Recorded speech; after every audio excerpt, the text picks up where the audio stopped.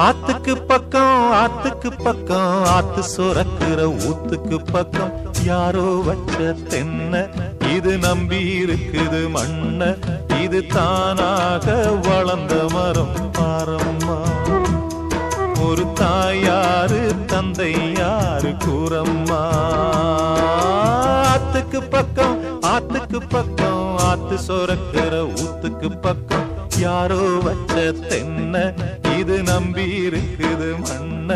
இது தானாக வளர்ந்த மரம் பாரம்மா ஒரு தாயா